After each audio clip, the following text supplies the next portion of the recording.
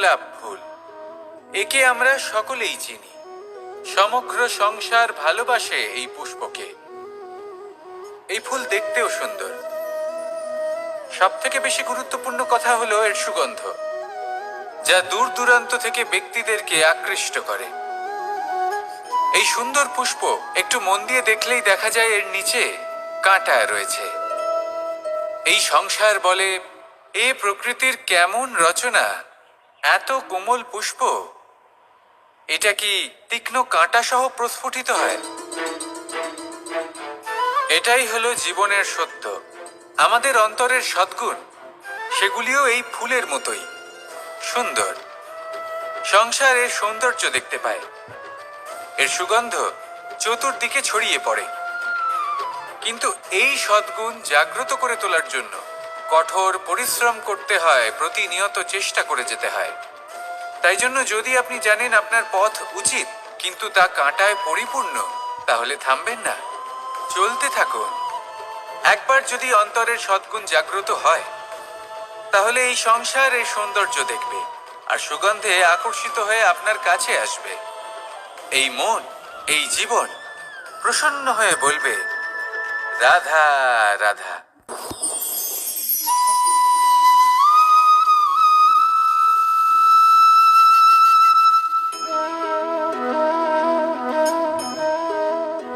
মোহনের বাঁশির এই সুর, এই সঙ্গীত কার না পছন্দ হয়? সবারই খুব ভালো লাগে। এবার এই সুর আসে কোথা থেকে? কেউ বলবেন কৃষ্ণের হৃদয় থেকে। সত্য কথা, এই সুর হৃদয় থেকে নির্গত হয় এবং প্রকট হয় এই বাঁশি থেকে। এই বাঁশিটাকে দেখুন, এই ছিদ্রগুলি দেখুন, প্রত্যেকটা সুর থেকে নিজস্ব একটা স্বর নির্গত হয়। এবার যে ব্যক্তি এই সমস্ত সুর এবং স্বর বুঝতে পারেন, এতে নিপুণ, তিনি এই বাঁশির দ্বারা যে সুর নির্গত করবেন তা তো মধুর অবশ্যই হবে। এবার জীবনের সাথেও কিছুটা এরকমই ঘটে। জীবনের কিছু নীতি থাকে, অর্থ, কুটুম্ব এবং আধ্যাত্মিক। যদি জীবনের প্রত্যেকটা মুহূর্ত সুখময় হয় এরকম আপনি চান, তাহলে এই তিনটি নীতিতে আপনাকে নিপুণ হতে হবে। কোনো একটি বিশেষ নীতির প্রতি যদি আপনি বেশি ঝুঁকে পড়েন, তাহলে বাকি দুই নীতি থেকে যা সুখ লাভ করা সম্ভব তা পারবেন না। ধন অর্জন করতে হবে পরিবারের জন্য, পরিবারের সুখ মনের শান্তির জন্য, মনে শান্তির প্রয়োজন মনের শুদ্ধতার জন্য। যখন এই মন শুদ্ধ হবে, জীবন শুদ্ধ হবে, পবিত্র হবে, সুন্দর হবে এবং ভালোবেসে বলবে, রাধা রাধা। জীবনে এমন কিছু কাজ রয়েছে যা আমাদের কখনোই করা উচিত নয়, যেমন আশা করা। যদি আপনি আশা করেন আর আপনার আশা পূর্ণ না হয়, আপনি খুবই কষ্ট পাবেন। এবার আপনি যদি প্রতীক্ষা করেন, করতেই থাকেন, আর সেই ব্যক্তি যদি না আসে, তাহলেও খুব কষ্ট পাবেন। আর হলো তুলনা।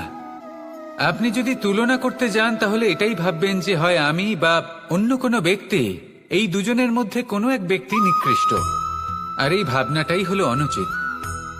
যদি আমরা কথা বলি সেই সব বিষয়ে যা আমাদের করা উচিত, যেমন পরীক্ষা। এই পরীক্ষা সবসময় আমাদের আরো সফল করে তোলে, আরো শ্রেষ্ঠ করে তোলে, আরো উৎকৃষ্ট করে তোলে। আসন্ন মহাসংগ্রামের জন্য আমাদের প্রস্তুত করে তোলে এই পরীক্ষা। তাই এই পরীক্ষার থেকে কখনোই পালাবেন না, এর সম্মুখীন হন। আর হলো কর্ম। কর্ম করা কখনোই বন্ধ করবেন না। তুলনা করার বদলে কর্ম করুন, প্রতীক্ষা করার বদলে কর্ম করুন, আর আশা করার বদলে কর্মই করুন। জীবন সফল হয়ে যাবে। দেখুন, সবার শেষে সত্যি বলতে এই কর্ম আর এই পরীক্ষা, এই দুই আমাদের জীবনকে সুখী করে তুলতে পারে। আসুন আর আমার সাথে ভালোবেসে বলুন, রাধা রাধা। ধন, সম্পত্তি, এগুলো আসলে কি? এগুলো শুধু সেই মূল্য যার দ্বারা আমরা কোনো কিছু অর্জন করতে পারি। এবার এই ধনের দ্বারা এই সংসারে অনেক কিছু লাভ করা সম্ভব, কিন্তু সেই সব কিছুই শুধুমাত্র ভৌতিক বস্তুই হবে, ভৌতিক সামগ্রী, ভৌতিক সুবিধা। অর্থাৎ আপনার কাছে যতই ধন থাকুক, তা আপনাকে শান্তির ঘুম এনে দিতে পারবে না, আপনাকে জীবনের বাস্তব সুখের অনুভূতি লাভ করাতে পারবে না, কারণ এগুলো ভৌতিক ধন। এ ভৌতিক বস্তুই অর্জন করাতে সক্ষম। বাস্তবিক ধন কি? যদি এই প্রশ্ন আপনার মনে আসে, তাহলে তার উত্তর আমি আপনাকে দেব একটা উদাহরণের মাধ্যমে। কখনো আপনি শুনে থাকবেন যে একজন পিতা আজীবন অনিষ্ট করেন, অনর্থ করেন, খারাপ কাজ করেন শুধু ধন অর্জনের জন্য। তিনি ভাবেন যে আমি ধন অর্জন করব আর নিজের সন্তানকে একটা উজ্জ্বল ভবিষ্যৎ প্রদান করব, একটা সুখ স্বাচ্ছন্দ্যময় জীবন দান করব। এবার সন্তান যখন জন্ম লাভ করে, তখন সে ভাগ্যের জোরে সেই ধন ভোগ করে। যেরকম সে পায় সেরকমই তার ব্যবহার সে করে। কখনো আপনি এটাও দেখে থাকবেন যে সেই সন্তান সমস্ত ধন নষ্ট করে ফেলে, আর সেই পিতা যিনি সমস্ত ধন সঞ্চয় করেছেন, যিনি সেই ধনের প্রভু, আজ সেই ধনের প্রহরী হয়ে রয়েছেন। এবার এরকম কেন হয়? এরকম তখনই হয় যখন সেই পিতা বুঝতেই পারেন না যে তার জীবনের আসল ধন কি। সেই আসল ধন তার সন্তানকে সে দিতেই পারে না। যদি পিতা তার সন্তানকে কর্মের জ্ঞান দিতে পারেন, উচিত কোনটা অনুচিত কোনটা সেই শিক্ষা দিতে পারেন, সংস্কারের প্রকৃত শিক্ষা দিতে পারেন, তবে সেটা ধনের থেকে অনেক বেশি গুরুত্বপূর্ণ। এটাই হলো জীবনের বাস্তব ধন। আপনি সেই কথা তো অবশ্যই শুনে থাকবেন, কুসন্তান হলে ধন সঞ্চয় করে কি হবে, সুসন্তান হলে ধন সঞ্চয় করে কি হবে। সন্তান যদি কুপুত্র হয় তাহলে সব নষ্ট করে ফেলবে, আর সন্তান যদি সুপুত্র হয় তাহলে ধন থাকুক না থাকুক, সে নিজেই কর্মের পথে অগ্রসর হয়ে ধন অর্জন করবে আর নিজের জন্য এক উজ্জ্বল ভবিষ্যৎ গড়ে তুলবে। তাই সন্তানকে সম্পদ দেওয়ার আগে কর্মের জ্ঞান দান করুন, সুশিক্ষা দিন, কারণ এটাই হলো জীবনের প্রকৃত ধন। আসুন আর আমার সাথে ভালোবেসে বলুন, রাধা রাধা। এই জীবন কিভাবে বদলানো সম্ভব? কিছু মানুষ বলেন যে নিরন্তর কাজ করলে, পুরুষার্থ পালন করলে এই জীবন বদলে ফেলা সম্ভব। আজ আমি আপনাকে বোঝাবো যে এক মুহূর্ত, সময় আর সিদ্ধান্ত কতটা গুরুত্বপূর্ণ হয়। এক মুহূর্তই যথেষ্ট। একটা মুহূর্ত এত শক্তিশালী হতে পারে যে তা আপনার সমগ্র জীবন পাল্টে দিতে পারে। এমন এক সময় ছিল শ্রীরামের কাছে, যখন ওনাকে সিদ্ধান্ত নিতে হয় যে উনি নিজের পিতার আদেশ পালন করতে বনবাসে যাবেন নাকি যাবেন না। উনি সেই আদেশ পালন করেছিলেন, তারপর সময় অনুসারে উপযুক্ত সিদ্ধান্ত নিলেন। আর আজ সকলের মনে বসবাস করেন শ্রীরাম। আর অন্যদিকে আছে রাবণ। ওনার কাছে একটা সময় ছিল, একটা সুযোগ ছিল নিজের প্রারব্ধকে শুভ করে তোলার। উনি ভুল করলেন আর মৃত্যু লাভ করলেন। নির্বাচন সবসময় আপনার হাতে, শুধু আপনাকে সময়কে বুঝতে হবে, সেই মুহূর্তকে বুঝতে হবে আর উচিত সিদ্ধান্ত নিতে হবে, ব্যাস। বুঝতে শিখুন এই সময়ের দাবি কি, বুঝতে শিখুন এই সময়ের ইচ্ছে কি, আর উচিত সিদ্ধান্ত নিন। আর আমার সাথে ভালোবেসে বলুন, রাধা রাধা। মানুষ জন্মগ্রহণ করে, তার সাথে ভয়েরও জন্ম হয়। ছোটবেলা থেকেই আমাদের মনে কোনো না কোনো প্রকারের ভয় থেকেই যায়।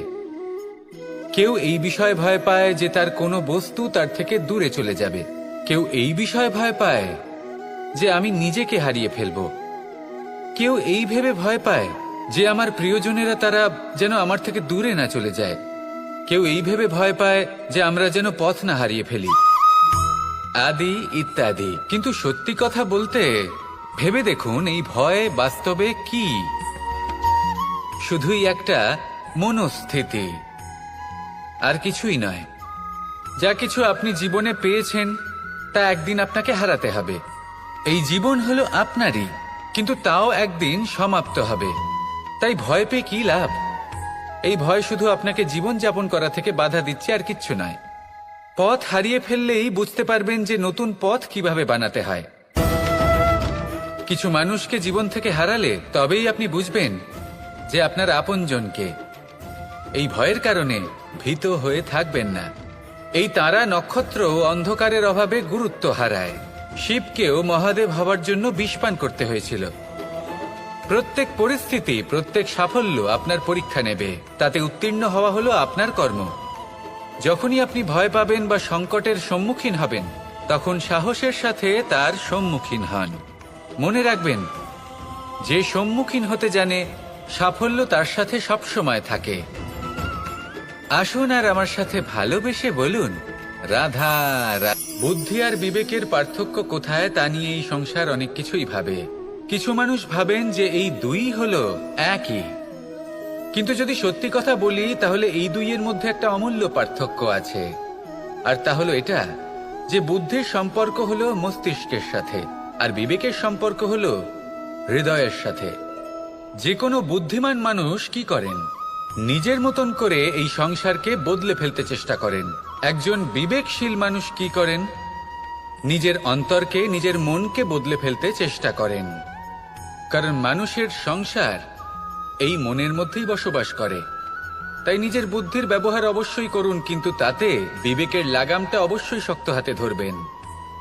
আসুন আমার সাথে ভালোবেসে বলুন, রাধা রাধা। বনস্পতি ফলনের জন্য আমাদের কিসের প্রয়োজন পড়ে? একটু ধরিত্রীর, একটু পরিশ্রমের, আর একটা বীজের। এবার যদি মানুষের কথা বলি, তাহলে এখানে ধরিত্রী হলো মানুষের এই জীবন, যেখানে মানুষ নিজের ইচ্ছের ফল ফুল ফলন করতে চায়। পরিশ্রম হলো আমাদের কর্ম, আর বীজ হলো আমাদের নির্বাচন।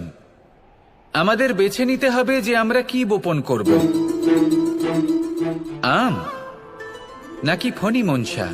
এর মধ্যে আমরা কি পেতে চাই? রসালো ফলের ফলন চাই নাকি কাঁটার ফলন চাই, তা আমাদের উপর নির্ভরশীল। কিন্তু একটা কথা ঠিক, লক্ষ্য যেমনই হোক না কেন, জীবন যেমনই হোক না কেন, যদি আপনি লক্ষ্যের দিকে এগোতে থাকেন, তাহলে কর্মের সাথে খামখেয়ালি আচরণ করতে পারবেন না। যদি আপনি এমন করেন, তাহলে এটা আপনাকে একটা অনুচিত লক্ষ্যে পৌঁছে দেবে, সেটা কিন্তু নিশ্চিত। সবসময় এটা মনে রাখবেন, কর্মের সাথে খামখেয়ালি হবেন, অর্থাৎ কর্মফলও আপনার সাথে খামখেয়ালি হবে। তাহলে নিষ্ঠার সাথে কর্ম করতে থাকুন আর নিজের লক্ষ্যকে প্রাপ্ত করুন। আর আমার সাথে ভালোবেসে বলুন, রাধা রাধা। পরিস্থিতি কখনো এটা ভালো থাকে, আবার কখনো মন্দ হয়ে যায়। কখনো এই পরিস্থিতি আমাদের পক্ষে থাকে, আর কখনো এই পরিস্থিতি অনুযায়ী আমাদের চলতে হয়। কোনো বিকল্প থাকে না। কিন্তু যখনই এই পরিস্থিতি খারাপ হয়ে যায়, তখন কি করা উচিত সেই প্রশ্ন মনে জেগে ওঠে। পরিস্থিতি যখন প্রতিকূল হয়, তখন আমরা কিছু হারালে তা হারিয়ে ফেলি, ঠিক আছে, কিন্তু যা বাকি আছে সেটা আমরা আগলে রাখতে পারি। পরিস্থিতিকে সামলে রাখার চেষ্টা আমরা অবশ্যই করতে পারি, শুধু সেটুকুই আমাদের হাতে রয়েছে। কিন্তু এর থেকেও বড় সমস্যা আছে, অহংকার। কখন প্রবেশ করে আমরা জানতেও পারি না।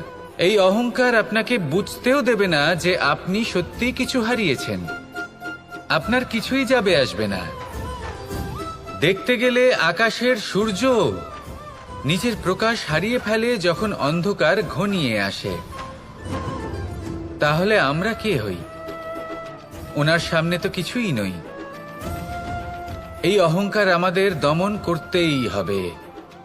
এটা বিশ্বাস করতে হবে যে এই সমগ্র সৃষ্টিতে আমরা শুধুমাত্র একটা কণা, তার থেকে বেশি আর কিছুই নয়। বিশ্বাস করতে হবে যে আমরা ততটাও বড় নই যে কখনোই কিছুই হারাবো না। এবার যেদিন এই জ্ঞান আপনি আত্মস্থ করে নিজের আচরণ পাল্টাবেন, মনে রাখবেন, সেই দিনই অহংকারকে দমন করতে আপনি পথে অগ্রসর হয়ে পড়েছেন। এই অহংকারকে দমন করুন আর আমার সাথে ভালোবেসে বলুন, রাধা রাধা। অন্ধকারাচ্ছন্ন রাত্রি যদি এসে থাকে, তাহলে আলোকিত প্রকাশ নিয়ে সূর্যও অবশ্যই আসে। রোগ যদি এসে থাকে, তাহলে তার ওষুধও অবশ্যই আসে। সমস্যা যদি আসে, তাহলে সেই সমস্যার সমাধানও নিজে থেকেই আমাদের কাছে চলেই আসে। এই সংসার, এই জীবনের শুধুমাত্র একটাই নিয়ম আছে, আর তা হলো এটাই, এই সংসার হলো একটা চক্রের মতো, এতে শাশ্বত বলে কিছু নেই, নিত্য বলে কিছু নেই। আর যা কিছুই রয়েছে সব বদলাতে চলেছে। যদি আপনার জীবনে দুঃখ থাকে, সমস্যা থাকে, যদি আপনি বিপদ দ্বারা আচ্ছন্ন, তাহলে মনে রাখবেন সবকিছু বদলে যেতে চলেছে। দুঃখের সময় কাঁদবেন না, মনকে আরো দুঃখী করে তুলবেন না, কারণ এখানে যা কিছুই এসেছে তা যাওয়ার জন্যই এসেছে। তাহলে এত চিন্তা কিসের? আনন্দ সহকারে জীবন যাপন করুন আর আমার সাথে ভালোবেসে বলুন রাধা রাধা। যদি কোনো সিংহ বানরের মতো গাছে চড়তে চেষ্টা করে তাহলে কি হবে? একটা মাছ যদি মাটিতে হাঁটতে চেষ্টা করে তাহলে কি হবে? তারা বিফলই হবে। কিন্তু এরকম কেন হয়? তার কারণ হলো প্রকৃতির রচনা কিছুটা এরকম। এখানে প্রত্যেকটি ব্যক্তিকে, প্রত্যেকটি প্রাণীকে আলাদা আলাদা গুণের অধিকারী করা হয়েছে এবং সকলকে একটা সীমাও প্রদান করা হয়েছে। এবার এই যে বৃক্ষ, পশু, পাখি, এদের মধ্যে সেই ক্ষমতাই নেই যে এরা নিজেদের যাচাই করতে পারবে, নিজেদের সীমাগুলো বুঝতে পারবে, নিজেদের সদ্গুণগুলো চিনতে পারবে। এরা সেটা করতে পারবে না। কিন্তু মানুষ তো আলাদা। মানুষের কাছে সেই বিশেষ শক্তি আছে যে তারা পূর্ণরূপে নিজেদের যাচাই করতে পারবে, নিজেকে পূর্ণরূপে বুঝতে পারবে, নিজের দোষ, নিজের অপগুণ, নিজের সদ্গুণ, নিজেদের সীমাগুলো তারা বুঝতে পারবে। আর এটা অত্যন্ত গুরুত্বপূর্ণ। কথায় আছে যে যদি সাফল্য লাভ করতে হয় তাহলে নিজেকে যাচাই করে নিতে হবে। তাই নিজেকে যাচাই করুন, নিজের সাথে পরিচিত হয়ে যান এবং জীবনে কর্ম করতে থাকুন। সাফল্যের শিখরে অবশ্যই পৌঁছে যাবেন। আর ওখানে যদি যান তাহলে এই মন প্রসন্ন হয়ে অবশ্যই বলবে রাধা রাধা। পৌঁছানো অত্যন্ত কঠিন হয়। কেউ ভাবেন যে কেন এত কঠিন হয়, কেন এত কষ্ট করতে হয় লক্ষ্যে পৌঁছানোর জন্য? এই লক্ষ্য সরলভাবে কেন আমার কাছে চলে আসে না? চলুন আপনাকে একটা কথা বলি, যদি আপনার লক্ষ্য কঠিন না হয় তাহলে তাকে পাওয়া আপনার পক্ষে অসম্ভব হয়ে উঠবে। লক্ষ্যে পৌঁছানোর এই রাস্তায় আপনি যে কড়া রোদের সম্মুখীন হন, যার থেকে আপনি দূরে পালাতে চান, সেই রোদ আপনাকে প্রেরণা যোগায় যে আপনি এগোতে থাকুন। ভাবুন একজন যাত্রী যে কিনা নিজের লক্ষ্যের দিকে যাচ্ছেন, সেই পথে উনি যদি একটু ছায়া পেয়ে যান আর উনি ওখানে বিশ্রাম নেন, তাহলে তার সাথে তার ভাগ্য গভীর নিদ্রায় সেখানে বিলীন হয়ে যায়। তাই পরিশ্রমের করা রোদের থেকে কখনো দূরে পালাবেন না। জীবনে শুধু সামনে এগোতে থাকুন দৃঢ়তার সাথে। আর লক্ষ্য সরল হোক, কঠিন হোক বা অত্যাধিক কঠিন হোক, একটা কথা মনে রাখবেন, যে জীবনের লক্ষ্যে পৌঁছতে পেরেছে সে লক্ষ্য প্রাপ্তির জন্য আফসোস কখনোই করে না। রাধা রাধা। এই সংসারে সাফল্য লাভ করার জন্য জ্ঞানের প্রয়োজন হয়, পরিশ্রমের প্রয়োজন হয়, দৃঢ় নিষ্ঠার প্রয়োজন হয়, নিরন্তর চেষ্টা করা প্রয়োজনীয়। কিন্তু আরো কিছু আছে যা অত্যন্ত প্রয়োজনীয় এবং গুরুত্বপূর্ণ। তা হলো ভালো বন্ধু। তাদের থাকা অত্যন্ত প্রয়োজনীয়। যদি ভালো বন্ধু থাকে তাহলে সময় এলে তারা ঢাল হয়ে আপনাকে সুরক্ষা করবেন। সময় এলে অস্ত্রের মতো শত্রুকে সংহারও করবেন। যদি তিনি জ্ঞানী হন, তাদের মধ্যে সদ্গুণ থাকে, তাহলে এই সব গুণ আপনার মধ্যেও প্রবেশ করবে। তাহলে সাফল্যের জন্য ভালো বন্ধু পাওয়া অত্যন্ত প্রয়োজনীয়। কিন্তু শুধু বন্ধু কেন, ভালো শত্রুও থাকা প্রয়োজনীয়। এবার আপনি ভাববেন, আমি কি বললাম? যদি আপনার জীবনেও ভালো অর্থাৎ শক্তিশালী শত্রু থাকে তাহলে আপনিও শক্তিশালী হতে থাকবেন। এই শত্রু আপনাকে প্রেরিত করবে আরো বেশি শক্তিশালী হয়ে ওঠার। কখনো কোনো হরিণকে দেখুন, তীব্র গতিতে দৌড়তে থাকে। কেন তীব্র গতিতে দৌড়য়? এই কারণে নয় যে কোথাও তার জন্য মধুর ঘাস অপেক্ষা করে রয়েছে, না। সে এই কারণে তীব্র গতিতে দৌড়য় কারণ সেটা না করলে তার পেছনে একটি সিংহ আছে যে ওকে নিজের ভোজন করে ফেলবে। তাই জীবনে বিপদ, সংকট, এই সব কিছুও হলো অত্যন্ত গুরুত্বপূর্ণ। তার সম্মুখীন হতে শিখুন আর আমার সাথে ভালোবেসে বলুন, রাধা রাধা। ধৈর্য, এই ধৈর্য কি কোনো গুণ, কোনো অনুভূতি, কোনো দৃষ্টিভঙ্গি? আমার জন্য ধৈর্য এক বাহন। আপনি হয়তো ভাবছেন এই কেমন বাহন? বাহন তো ঘোড়া হতে পারে, হাতি হতে পারে, উটও হতে পারে, কিন্তু ধৈর্যকে বাহন বানানো মানে? চলুন আপনাকে একটা কথা বোঝাই। পৃথিবীতে এমন কোনো বাহন নেই যে তার আরোহীকে আছড়ে ফেলেনি। সেটা উট হোক বা হাতি হোক বা ঘোড়া হোক, চলতে চলতে কখনো নড়বড় করেই বসে। তারপর সেই আরোহী পড়ে কারোর পায়, তারপর পড়ে তার নিজের নজরে। কিন্তু ধৈর্যরূপী বাহন কখনো কাউকে ফেলে না, কখনো না। না সেই আরোহী কারোর পায়ে পড়ে আর না তো নিজের নজরে। কারণ ধৈর্য আপনাকে বিবেক প্রদান করে, বিবেক আপনাকে পরিকল্পনায় সাহায্য করে, আর পরিকল্পনা প্রদান করে আপনাকে শক্তি, আপনার লক্ষ্যের দিকে অগ্রসর হওয়ার। বুঝলেন? ধৈর্যকে সঙ্গে রাখুন, নিজেকে আরো ধৈর্যশীল করে তুলুন। এই ধৈর্যের সাহায্যে আরোহণ করে দেখুন কিভাবে এই বাহন আপনাকে আপনার গন্তব্যে পৌঁছে দেবে। রাধা রাধা। সংসারে এমন একটা ভ্রান্ত ধারণা রয়েছে যে সবকিছু ভাগ্যের দ্বারা পাওয়া যায়, কিন্তু ভাগ্য, প্রারব্ধ এ তো সকলের জন্যই সমান হয়। এটা তো ব্যক্তির উপরে নির্ভরশীল হয়, তার আকাঙ্ক্ষার উপরে নির্ভরশীল হয়, বাসনার উপরে নির্ভরশীল হয়, স্বভাবের উপরে নির্ভরশীল হয় যে উনি সেটা নিয়ে কি করেন। দেখুন, এই প্রসাদ কিন্তু সকলকেই দেওয়া হয়, কিন্তু তা গ্রহণ করবেন কিভাবে সেটা ব্যক্তির উপরে নির্ভর করে। আপনাকে এক উদাহরণ দিই। যেমন ধরুন, দুজন মানুষকে আমি একটা করে মাটির ডেলা দিলাম, সেটা নিয়ে তারা কি করবেন?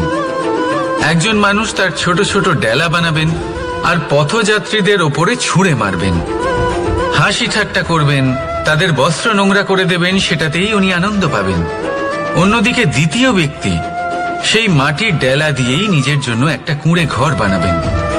সেই কুঁড়ে ঘর যা রোদেতে, বৃষ্টিতে, ঝড়ে তাকে সুরক্ষিত রাখবে। অনুভূতি, এই অনুভূতি বদলাতে শিখুন। এই অনুভূতি অত্যন্ত গুরুত্বপূর্ণ। ভালোবাসাতেও এই অনুভূতি হলো অত্যন্ত গুরুত্বপূর্ণ। ভালোবাসা সে বন্ধুর সাথে হোক, মা বাবার সাথে হোক, ভাই বোনের সাথে হোক, স্ত্রীর সাথে হোক, যে কারোর সাথে হোক। মনে রাখবেন, এই হলো সেই অনুভূতি যা আপনার ভাগ্য নির্ধারণ করে থাকে।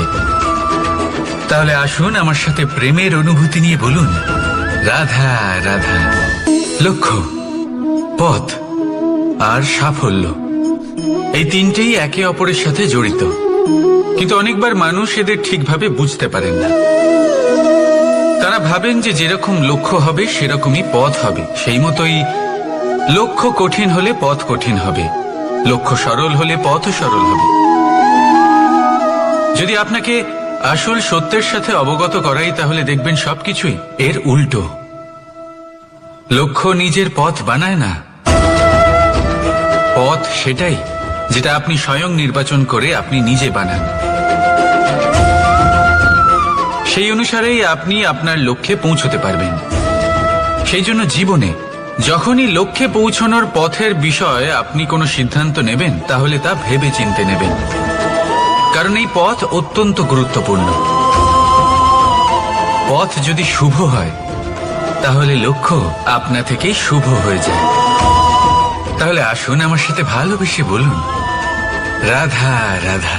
ভাগ্য আর কর্ম, এই দুই এমন শব্দ যাকে ঘিরে সমগ্র সংসার।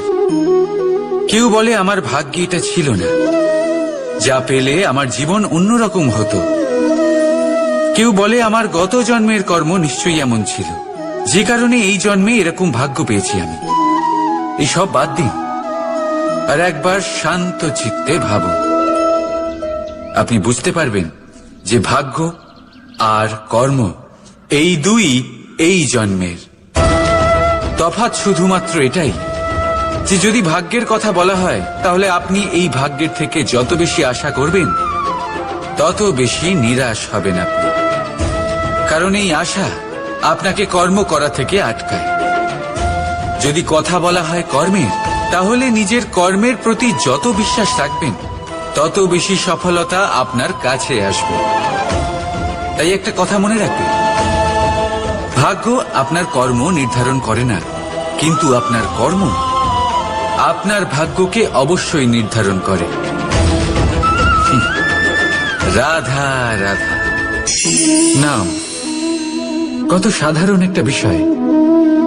প্রত্যেক মানুষ যে জন্ম নেয় তাকে একটা নাম দেওয়া হয়, যা সে পেয়ে থাকে তার মাতা পিতার দ্বারা, না হলে তার গুরুর দ্বারা, বা কোনো আত্মীয়ের দ্বারা, বা কোনো কাছের মানুষের দ্বারা। এই নামের সাথেই সে আস্তে আস্তে বেড়ে ওঠে। কিন্তু এটাই কি সেই নাম? এই নামই কি সবকিছু? কখনোই নয়। একটা নাম সেটা যা আপনি জন্মের সময় লাভ করেন, যে নামে আপনি কর্মের পথে অগ্রসর হন। আরও একটা নাম সেটা যা আপনি আপনার কর্মের দ্বারা অর্জন করেন, আর এই নামেই আপনাকে সবাই যুগ যুগ ধরে মনে রাখে। আপনার আসল নাম সেটা নয় যা আপনাকে জন্মের সময় দেওয়া হয়েছিল। আপনার আসল নাম সেটা যেটা আপনি আপনার কর্ম দ্বারা লাভ করেছেন। কারণ সেই লাভের পেছনে প্রচুর প্রয়াস লুকিয়ে থাকে, অনেক পরিশ্রম লুকিয়ে থাকে। কিন্তু যদি আপনি চান যে মানুষ আপনার নাম মনে রাখে, তাহলে আপনাকে কর্মের পথে অগ্রসর হতেই হবে। শুভ কর্ম করতে হবে, অনর্গল চেষ্টা করে যেতে হবে, মহান কাজ করতে হবে। আর বিশ্বাস করুন, আপনি একটা মহান নামের ফল অবশ্যই লাভ করবেন। রাধা রাধা। আমি এখানে একা এই বনে বসে আছি, বাঁশি বাজাচ্ছি। কার জন্য? কে আছেন এখানে? কেউ নেই। আমার প্রজা, আমার রাজ্য, আমার পরিবার আমার থেকে অনেক দূরে আছেন। আমি এখানে একা এই বনে বসে এই আকাশের এই রঙের, গাছের এই সব ফলের, মাটির সুবাসের আনন্দ উপভোগ করছি। কেন? আমি হলাম দ্বারকাধীশ। এমন কি রাজকীয় বা ভৌতিক সুখ রয়েছে যে আমি ওখানে পেতে পারি না? সবকিছুই পেতে পারি, তাও এখানে বনে একা বসে আছি। কোন সুখ খুঁজে চলেছি? একা থাকার সুখ। আমরা প্রত্যেকদিন অনেক মানুষের সাথে, চিন্তাধারার সাথে, কর্মের সাথে, পরিস্থিতির সাথে, সুখ দুঃখের দ্বারা বেষ্টিত থাকি। জীবনের এই চক্রে আমরা জড়িয়ে পড়তে থাকি। যতই আমরা এই সমস্যার সমাধান করি, আমরা ততই এতে জড়িয়ে পড়ি। আমরা এতটাই জড়িয়ে পড়ি যে যখন আমরা আয়নায় নিজেদের দেখি, তখন আমরা নিজেদের চিনতেই পারি না। এমন মনে হয় যেন আমরা নিজেদের হারিয়ে ফেলেছি। সেই জন্য প্রত্যেক দিন আপনি কিছু সময় নিজের সাথে কাটান একান্তে। এটা অত্যন্ত আবশ্যক। নিজের অস্তিত্বের গভীরে গিয়ে দেখতে শিখুন, নিজেকে বুঝুন। অদ্ভুত শান্তির অনুভূতি হবে। যেমন এই বায়ু, এই বৃক্ষ, এই পুষ্প, এই নিসর্গ, এদের মতো আপনিও কখনো একলা হতে শিখুন। কখনো নিসর্গের একটা অংশ হয়ে দেখুন। এই মন প্রসন্ন হয়ে বলবে, রাধা। একবার একটা শেয়াল বনে বিচরণ করছিল। ও একটা ছোট্ট শাবক দেখতে পেল। ও ভাবলো, আজ একেই আমি খাবার হিসেবে গ্রহণ করব। আশেপাশে দেখলো কেউ দেখছে না তো, কেউ ছিল না। আর সেই শাবকের ওপর আক্রমণ করল, যা হলো একটা ঘোর অপরাধ। বনের নিয়ম অনুসারে আপনি কখনোই শাবকের ওপর আক্রমণ করতে পারেন না। তারপর এই খবরটা যখন রাজা সিংহ জানতে পারলেন, সভার আয়োজন করলেন। কিন্তু সেখানে শেয়াল বলল, আমি তো এরকম কিছু করিনি। কিন্তু যদি আপনি এরকম বলেন, কোনো প্রমাণ দিন, এর কোনো সাক্ষী আছে? তখন রাজা সিংহ পেঁচাকে ডেকে পাঠালেন, যে সেই মুহূর্তে বৃক্ষের শাখার ওপর বসেছিল। সে সব কিছু দেখেছিল। পেঁচা সব সত্যি কথা বলল, আর শেয়ালকে মৃত্যুদণ্ড দেয়া হলো। এবার এই কাহিনী আমি আপনাকে কেন শোনালাম? কারণ মানুষও কখনো কখনো এরকম কর্ম করেন যা শিয়াল করেছে।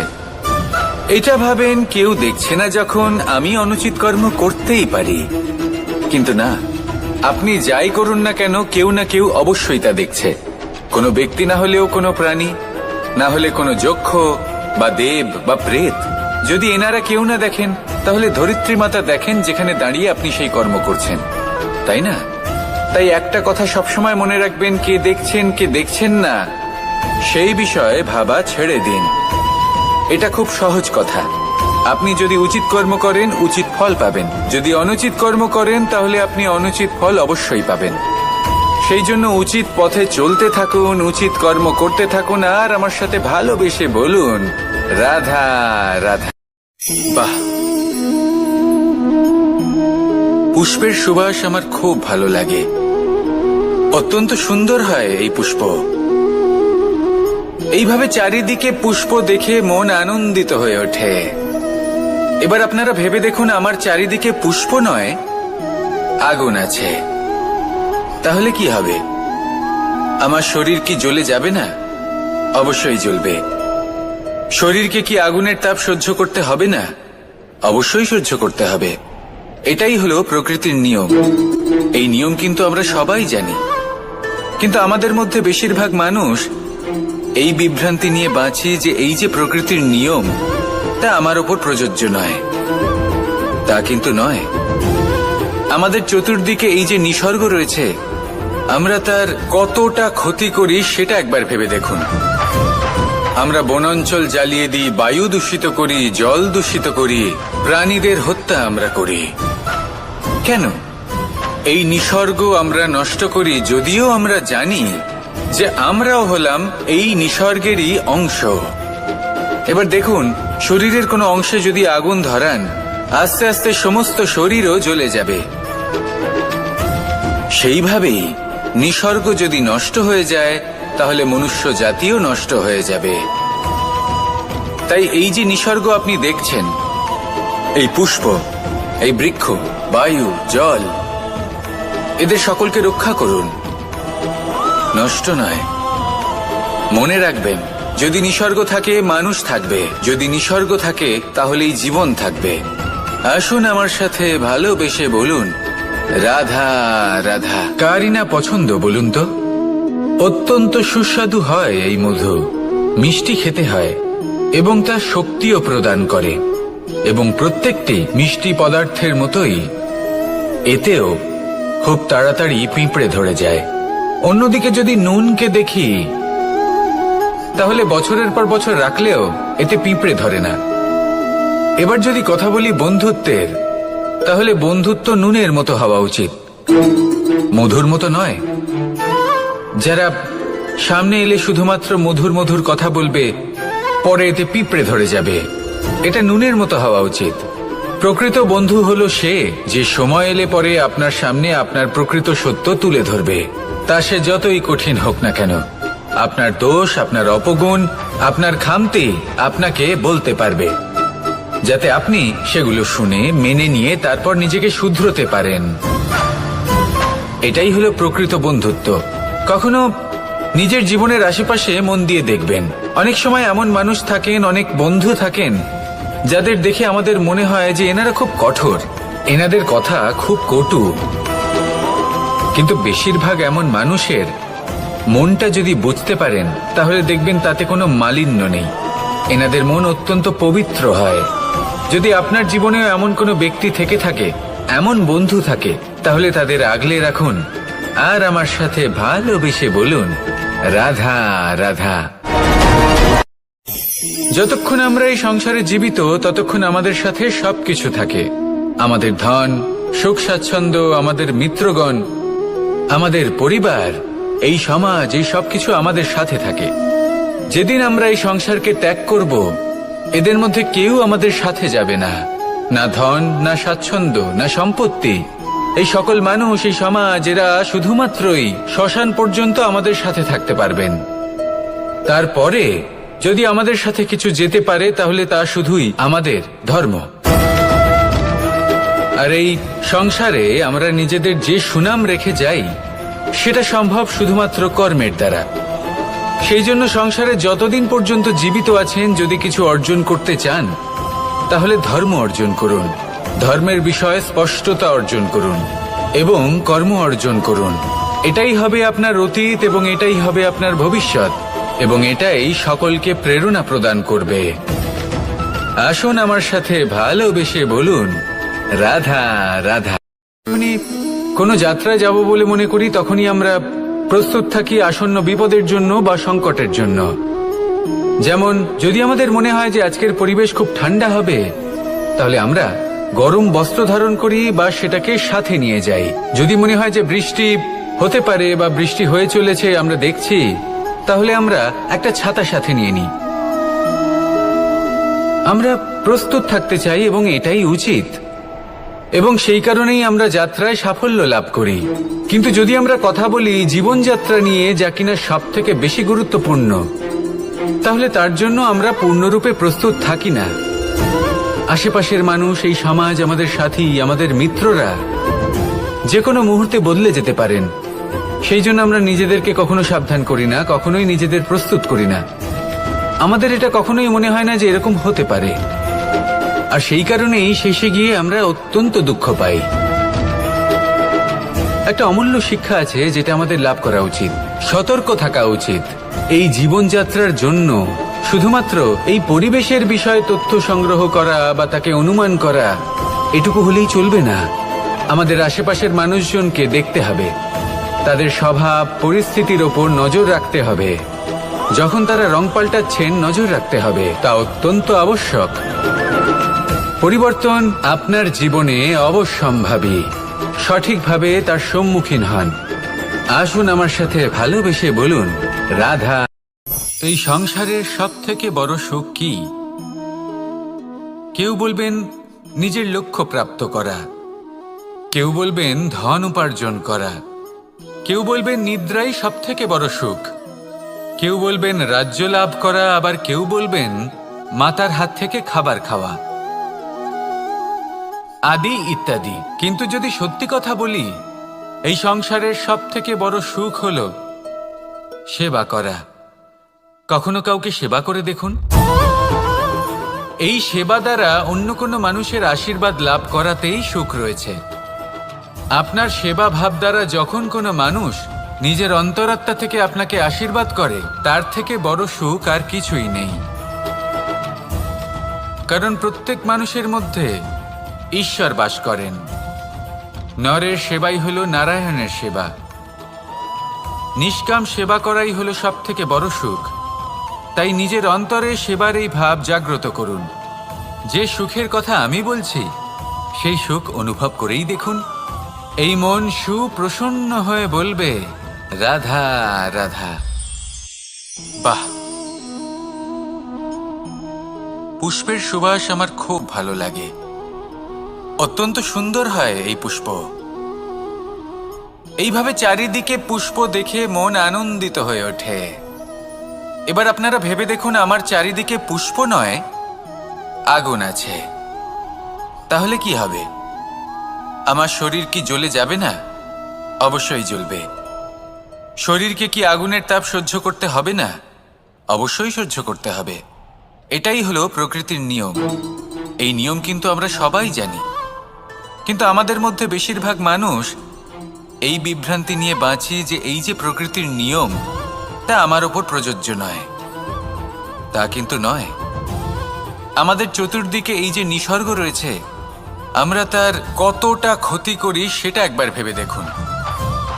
আমরা বনাঞ্চল জ্বালিয়ে দিই, বায়ু দূষিত করি, জল দূষিত করি, প্রাণীদের হত্যা আমরা করি।